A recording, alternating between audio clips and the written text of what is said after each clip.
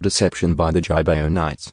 Now it came about when all the kings who were beyond the Jordan, in the hill country, the lowland, and on all the coast of the great sea toward Lebanon, the Hittite and the Amorite, the Canaanite, the Perizzite, the Hivite, and the Jebusite, heard about it, that they met together with one purpose, to fight with Joshua and with Israel.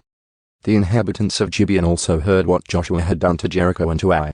But they on their part acted craftily and went and took provisions for a journey, and took worn-out sacks on their donkeys, and wineskins that were worn out, split open, and patched, and worn out and patched sandals on their feet, and worn out clothes on themselves.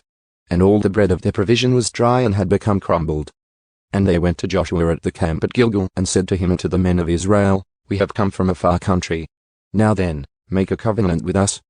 But the men of Israel said to the Hivites, Perhaps you are living within our land. How then are we to make a covenant with you? So they said to Joshua, We are your servants. Then Joshua said to them, Who are you and where do you come from?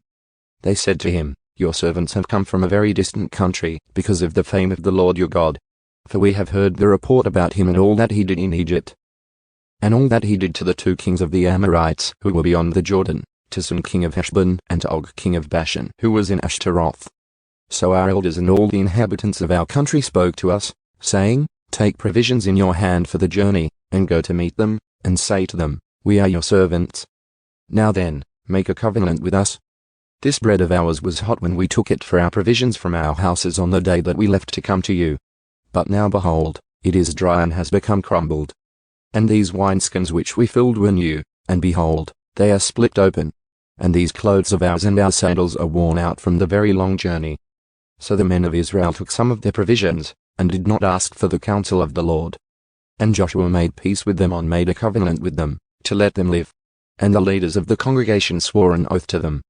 However, it came about at the end of 3 days after they had made a covenant with them, that they heard that they were neighbors and that they were living within their land. Then the sons of Israel set out and came to their cities on the 3rd day. Now their cities were Gibeon, Chephirah, Beeroth, and Kiriath-Jearim. But the sons of Israel did not attack them because the leaders of the congregation had sworn to them by the Lord, the God of Israel. And the whole congregation grumbled against the leaders. But all the leaders said to the whole congregation, We have sworn to them by the Lord, the God of Israel, and now we cannot touch them. This we will do to them, even let them live, so that wrath will not be on us because of the oath which we swore to them. So the leaders said to them, Let them live.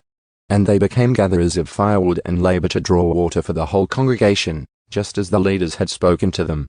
Then Joshua called for them and spoke to them, saying, Why have you deceived us, saying, We are very far from you, when you are living within our land?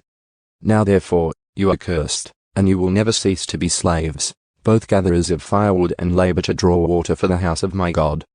So they answered Joshua and said, Since your servants were fully informed that the Lord your God had commanded his servant Moses to give you all the land, and to destroy all the inhabitants of the land before you, we feared greatly for our lives because of you, and did this thing. And now behold, we are in your hands. Do to us as it seems good and right in your sight to do. This he did to them, and saved them from the hands of the sons of Israel, and they did not kill them. But on that day Joshua made them gatherers of firewood and labor to draw water for the congregation and for the altar of the Lord, to this day, in the place which he would choose.